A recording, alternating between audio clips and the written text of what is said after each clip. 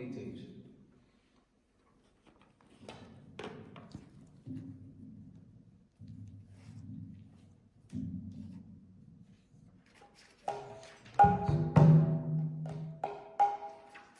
Kobe Sri Chaitanya Mure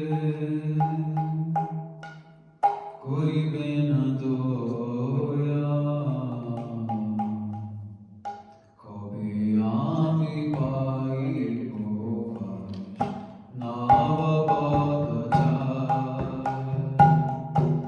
Kobe Sri Chaitanya Mure Kori Bena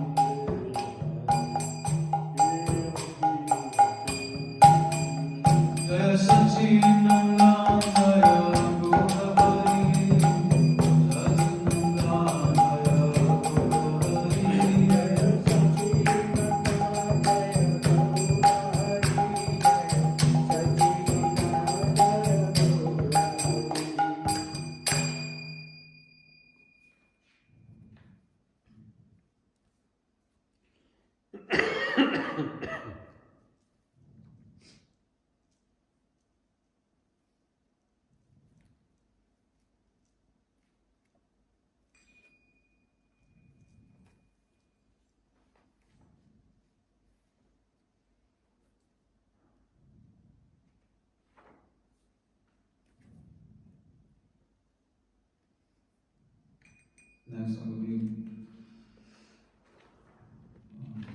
Bandhu Sangi.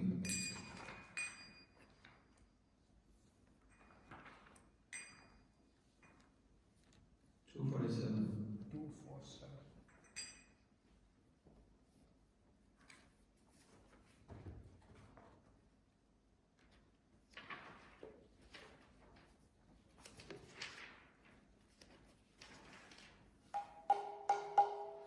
Bandhu Sangi Jodi Tava Ranga Parihas. Bandhu Sangi Jodi Tava Ranga Parihas. Takiyo Vilas, Takiyo Vilas.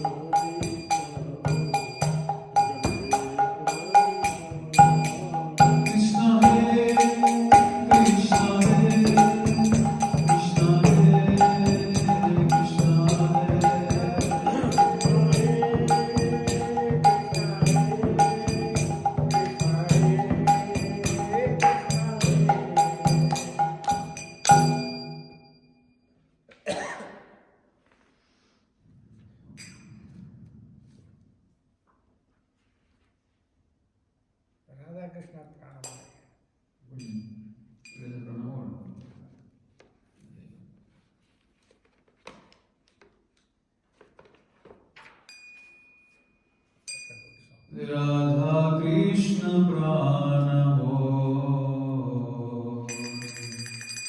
Jugala Kishore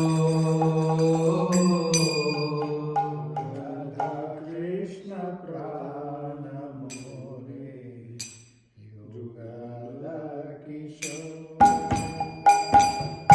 Radha Krishna Pranamo Jugala Kishore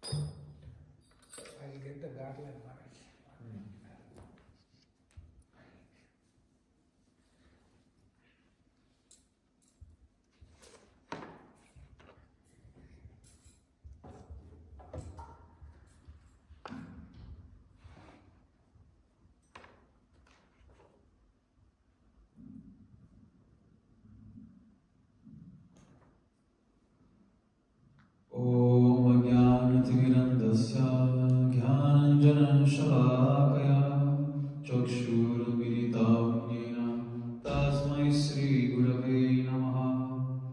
गुरवे गुरुचन्द्राय राधिकाय तदालये कृष्णाय कृष्णभक्ताय तद्भक्ताय नमो नमः। नारायणं गुरुं वन्दे शरण्यं भक्तबान्धवं गौरमनुविष्णुं पूर्णां राधदास्यं प्रदायकम् रूपानुगचार्यवर्यं रूपमञ्जारिपृष्ठकं पतितपावनकरुणीयं युगाचार्य नारायण वञ्चाकल्पतरुभ्यश्च कृपासिन्धुभ्य एव च पतितानां पावनेभ्यो वैष्णवेभ्यो नमो नमः।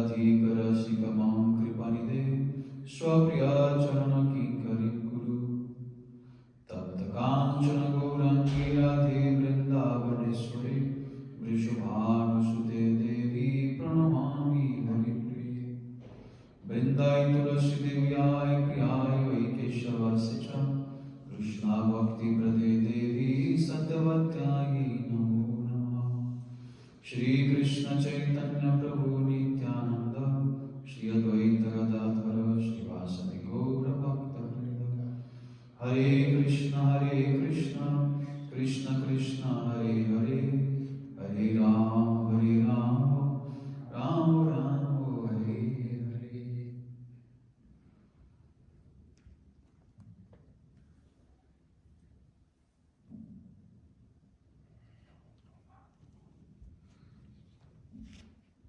So first of all, I begin offering my most humble obeisances with the dust of the lotus feet of Paramarad Tamasri Gurpada Padma, Nityalila Pramishta Om Vishnupada, Ramhamsa Paripraja Vacharya Shtottara Sata Srimad Srila Bhaktivedanta Narayana Goswami Mahraj Srila Gurudeva, and also to Nityalila Pramishta Om Vishnupada Shtottara Sata Srimad Srila Bhakti Vaibhava Puri Goswami Maharaja, and to Nityalila Pramishta Om Vishnupada Shtottara Sata Srimad Srila Bhakti Sadhaka Muni Goswami Maharaja, and to all Tidani Sannyasi, Brahmacharis, Vaishnavas, Vaishnavis, and to all the assembled devotees here today, my most respectful obeisances.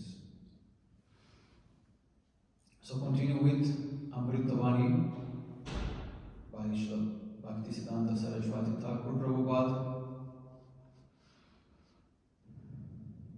Next question, 39. What does the word Om mean? Your name is? Sorry? Your name? Subramani. Subramanian, okay. I thought it was Om Prakash. I was associating. Anyhow, what is the meaning of Om? Om is the preliminary manifestation of the holy name, and Krishna is the fully manifest holy name. That much only Prabhupada wrote. So, what he means by the preliminary form of Mahamantra means Om is like a seed. To manifest everything which is inside of the seed, it has to be planted. Then only then it grows as a tree and then gives fruits and flowers. So in this way, Om is like the seed. You have to Bij mantra, you have to plant. Then when that is fully manifested with Nama, Guna, Rupa and Lila, then only then it is Mahamantra Hare Krishna. Because Om is made out of 3 letters, O, U and M. These 3 letters, they have different meanings. According to the level of the devotee, it means something different.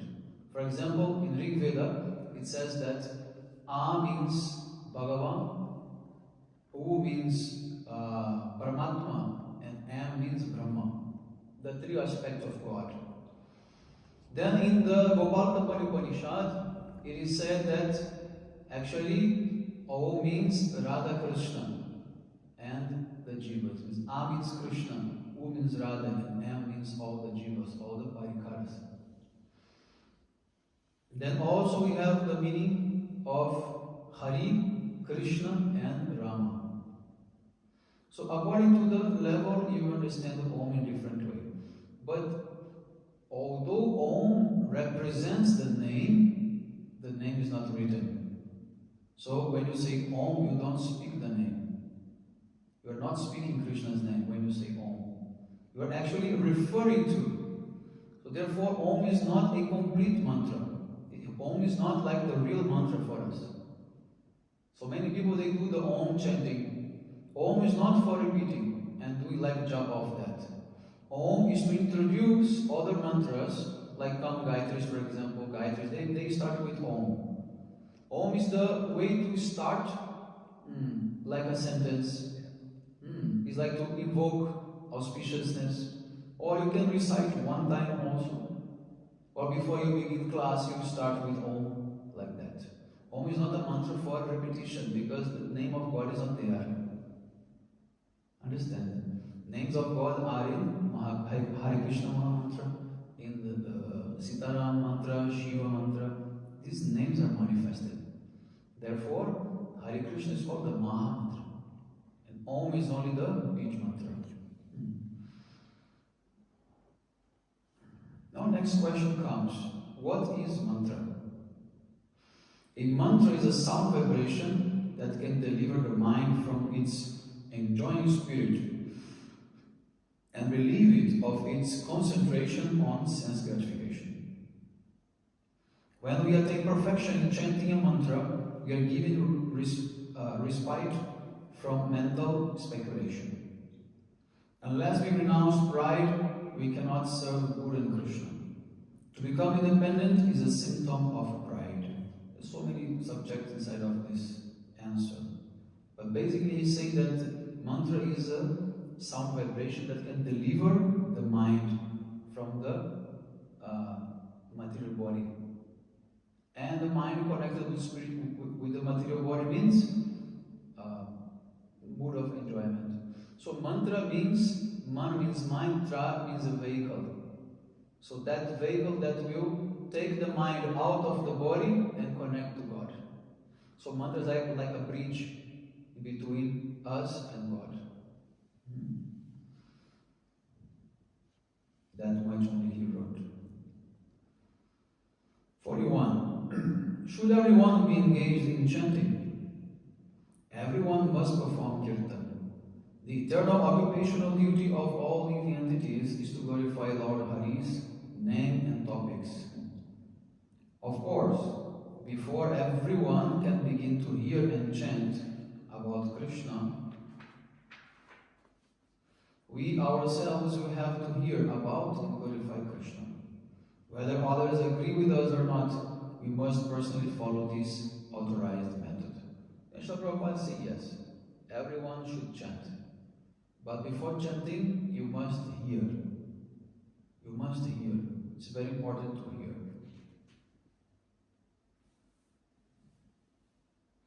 Next question. What is the difference between deity worship and chanting? When we engage in deity worship, only the worshipper is benefited. When we chant the holy name, both chanter and hearer are benefited. Deity worship is performed personally. Others cannot see it. But the sound of the chanting vibrates in other people's ears. The spiritual master will always help his disciples rectify their mistakes. Chanting the holy names is lively, dynamic, and most purifying.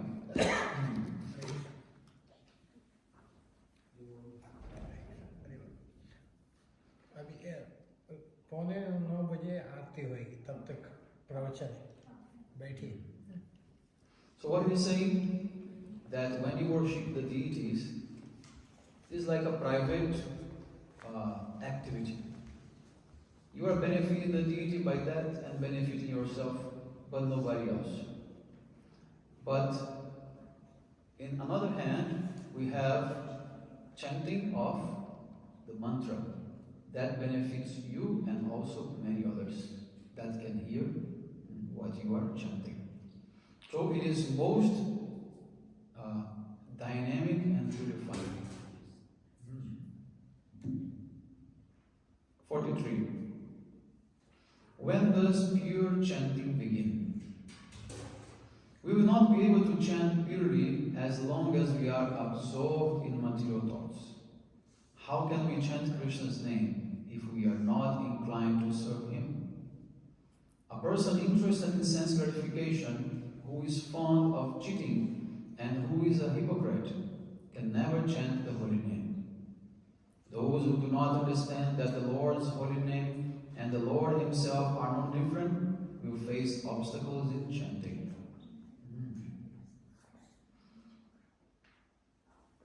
Chanting begins when we are inclined to serve the Lord, unless we are convinced that the holy name is directly the Lord Himself. How we will chant?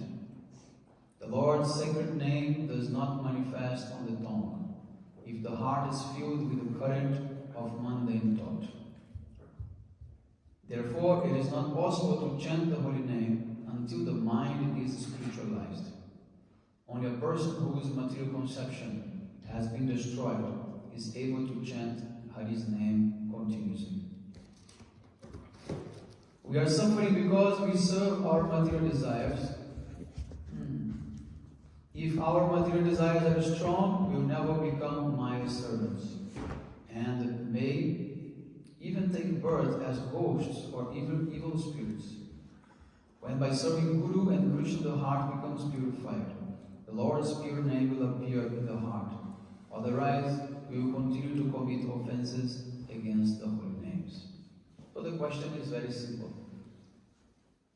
When does pure chanting begin? The pure chanting begin when, by the service of Guru and Vaishnavas, your mind becomes purified, your heart becomes purified, then only then you can chant the name pure. Without committing offenses. If you avoid the offenses to the holy names, offenses to the Vaishnavas, to the holy Dham, and to the Seva, then you can chant purely. This is actually a very important subject because in Jaiva Dharma, Srila Bhaktivedanta Thakur, he explains in a very nice way that chanting without offenses, this is for everyone. So if you want to chant the pure name, and if you want to realize bhakti, you just have to chant without offenses. And that does not means that only the renounced people, they will be able to do it. Anyone will be able to do it. Because chanting without offenses, anyone can do. Be you a householder or a renouncant, that doesn't matter. So in this way, Srila Thakur, especially in Jaiva, he gives a very good inspiration for the Grihasthas. Because if they engage in Harinam seriously, if they chant seriously, without offenses, they can achieve perfection, as anybody else can do. So this is how the pure chanting is done. When you chant without offenses, especially. Okay, so now we begin with another chapter of the book that is called Material and Spiritual Topics.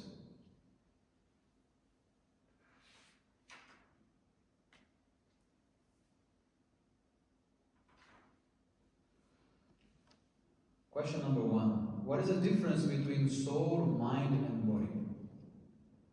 Very basic question. The scriptures have analyzed the difference between soul, mind, and body, between spiritual spark, reflection of spirit, and matter.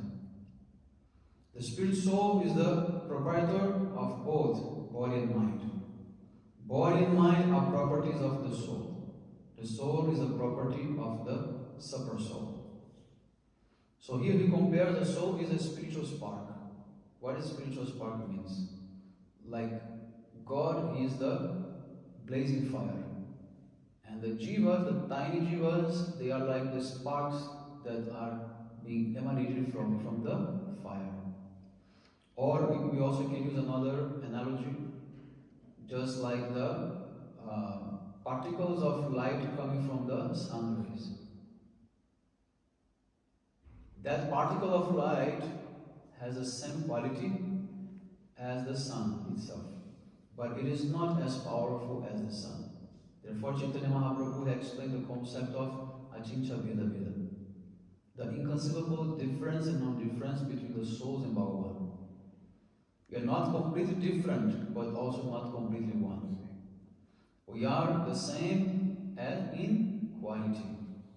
Bhagavan is Satchitanand, we are also Satchitanand. But in quantity we are not same. Because Bhagavan is omnipotent. Our power is very limited. He is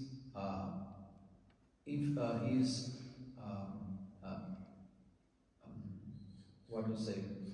He is colossal. He is immeasurable.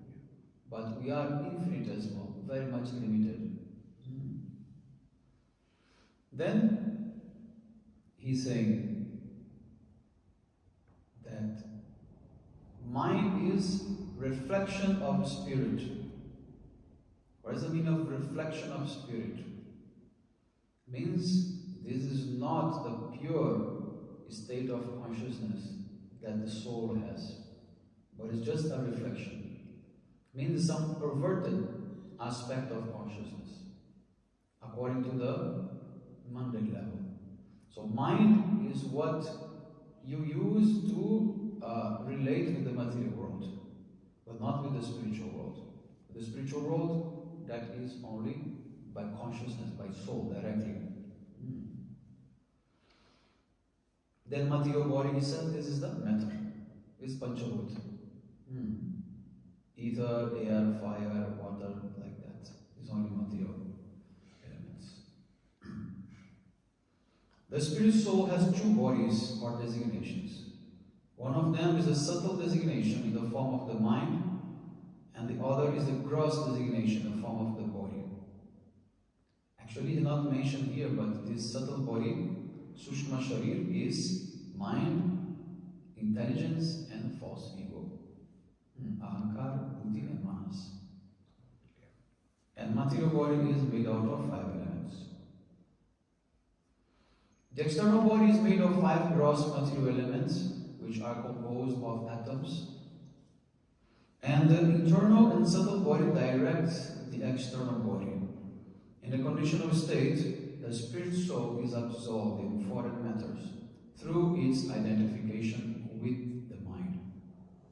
Since the spirit soul is dormant at that time, it does not remember that it is meant to serve the super soul. So we say that the soul is dormant.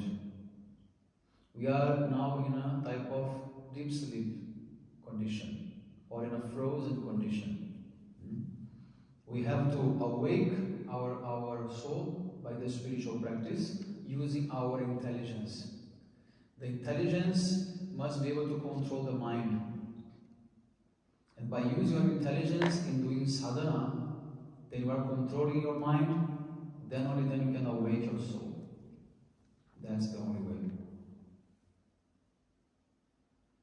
Realizing that their master is dormant, the two subordinate servants, body and mind, become busy looking out for their selfish interests rather than for their master's interest.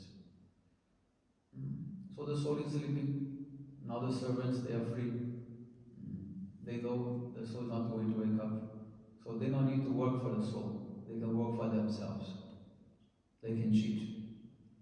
But when you come in touch with the sadhus, with the pure devotees, Vaishnavas, automatically there is a loud shout and the soul quickly awakes.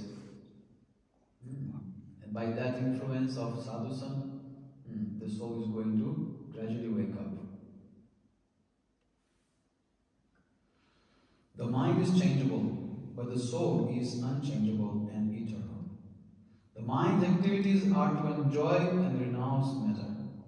The soul's activity is to serve the Supreme Lord. The mind is able to understand things up to the 3rd dimension, but it has no ability to understand things of the 4th dimension, means the transcendental objects. I just told that. It is impossible to understand the absolute truth, the transcendental personality of Godhead, through either material experience or knowledge. So jnana will not help you to realize God. Jnana only brings jnana. Jnana only brings knowledge, but no realization of God. At the best, you can realize Brahma, the impersonal aspect, but not God. In this way, this is the difference. What is the difference between Advaita and Vishishta Advaita? Which Advaita? Mean the Shankaracharya's Advaita and Vishishta Advaita, Ramanujacharya. Ramanuja, not Ramanuja. Ramanuja only he just had. Yes. There is one basic difference in context. When the word Advaita is used as as for the Mayavadis, Shankaracharya, followers Brahmavadis, that Advaita for them means non-dualism, means monism, only one, no two, only one, okay? But that context is different, because that context is based in Vivartavada. Vivartavada is one philosophy that says that the soul, when comes in the material world, thinks that it is the body. So it is a type of illusion, okay? And the soul thinks that it is also individual, that the soul is different from all the other souls. This is also one type of illusion, they say. So that illusion can be completely destroyed when you realize that you are Brahma, that you are the same as Brahma. But when Ramanujacharya uses the word Advaita, he is not using the same context of Vivartavada. He is using in the context of Vastu Parinamavada. The context is already Vaishnava. It's already understood that we and God are different. This is already understood. But nevertheless, the consideration that there is one type of monism is because they consider that God Himself, He becomes the creation, and He becomes the jivas, and He becomes the spiritual world, that He transforms Himself in everything that He creates and manifests. Therefore, this name called Vastu Parinamavada. Vastu Parinama means the transformation of the Vastu. Vastu means Bhagavan Himself into whatever He manifests. So the context is different. But then, nevertheless, when Chaitanya Mahaprabhu came, Chaitanya Mahaprabhu, he told that both are wrong. Both are wrong. Shankaracharya 100% wrong, and Ramanuja and Madhvacharya 50% wrong. Why is that? Because Mahaprabhu say it's not that Bhagavan Himself transforms into the creation or transforms into the jivas. It's His Shakti that does that. He remains always separate. Therefore, Mahaprabhu brought the concept called Shakti Parinamavada. There is a transformation of the Shakti of Bhagavan, but not Bhagavan Himself. Understand? So, this is the difference. But in ultimate analysis,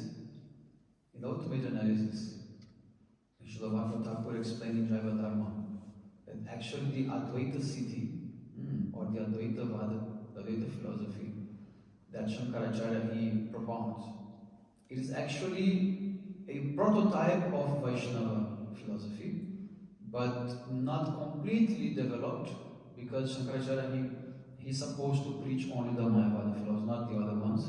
But he himself is a Vaishnava, because he's Lord Shiva. Srimad Bhagavatam says Vaishnavanam Jatha Shambhu. Shiva Shambhu is the best of all Vaishnavas. So he himself is a Vaishnava. So he somehow, in a hidden way, he explained that the Brahma Siddhi is actually Bhakti, but not directly. Indirectly he spoke that. And after his followers, they of course did not understand, and they just turned everything into the oneness with Brahma. Like that. Almost like Buddhism. Like that.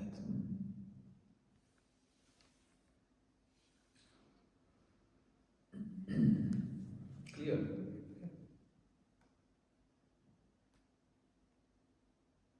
Now, second question. Does lack of faith in God cause distress? It's a good question. Not having faith in God will cause you some type of problems or not? Suffering? Then the answer is, wherever there is an absence of complete faith in the most auspicious personality, there is bound to be inauspiciousness. So that's the main thing. Bhagavan is the all-auspicious one. The only way to attract auspiciousness to your life is if you connect with Bhagavan, is if you serve Bhagavan, if you invite Bhagavan into your life, then only then you can have auspiciousness. So the only way to develop auspiciousness is through bhakti. Jnana, karma, yoga, they cannot manifest auspiciousness. They cannot. They may manifest some type of sattvic state of consciousness, sattvic only. But auspiciousness, that's different. Auspiciousness is that divine energy that can destroy all the obstacles, that can destroy all the karmas.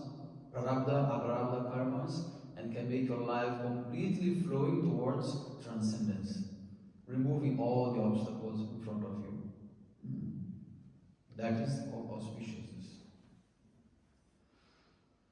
Therefore, the ascending or unauthorized path should be totally rejected, and the descending or authorized path of disciplic succession accepted. What is this ascending and descending path? There are two ways of approaching the absolute truth. One is by our own endeavor. This is called ascending path.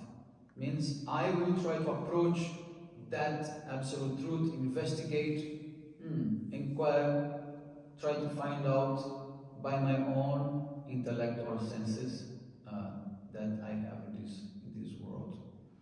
But the descending path means unless that absolute truth reveals itself to me, I can never grasp it because my senses are limited, my intelligence is limited. So how can I understand something which is transcendental beyond the senses with my limited senses? Not possible. So what I have to do? I have to pray. I have to pray, please reveal yourself to me. Then only then that's possible.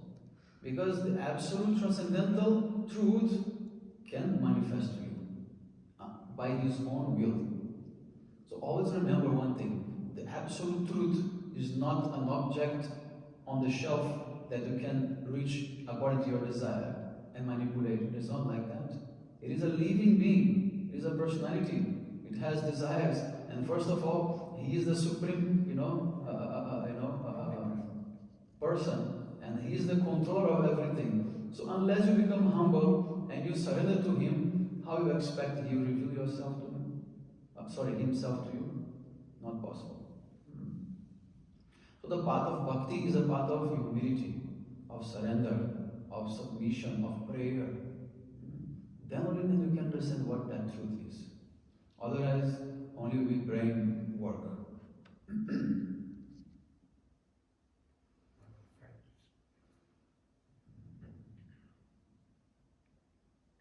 If we really want to benefit, we will have to offer everything we have accumulated since birth to the Lord's lotus feet without reservation and await His causeless mercy. What is that we have accumulated since birth? We have to offer to God. This is nothing material. This is nothing that. This is actually our own independence, our own desire to be independent. That is what we are accumulating since birth. That you have to submit to the Lord completely. I don't want to be independent. I want to depend on you. I have to surrender to you. Whatever you desire, I will do. I am from many, many lifetimes only independently trying to desire and enjoy this world, and the result is very bad. Although I might be very rich, very powerful, but nevertheless I am unhappy and unsatisfied. My soul is suffering all the time.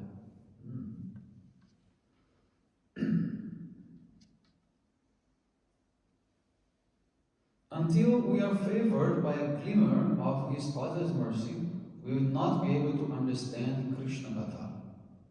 If we do not have full faith that the Lord alone bestows all auspiciousness, we will not be able to give everything up without hesitation.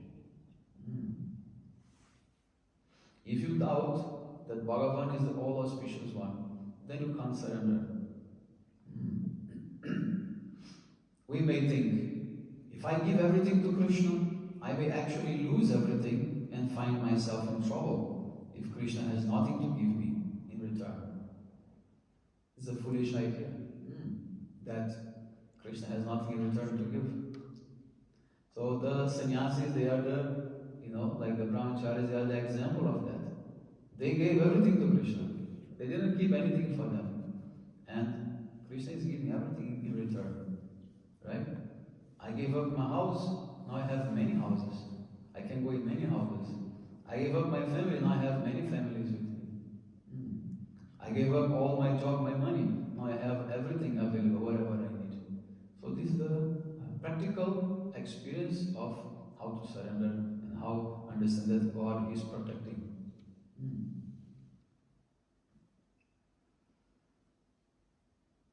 Such doubts are baseless. By maintaining such doubts, we simply invite inauspiciousness. Inauspiciousness means problems, difficulties, obstacles, suffering. This all combined called inauspiciousness. Disease, lack of spiritual peace, spiritual understanding. This is all inauspiciousness. Yes, Maharaj, okay. Gaur Premanande Hari Hari Bo Vancha Kalpatarvesha Vipasam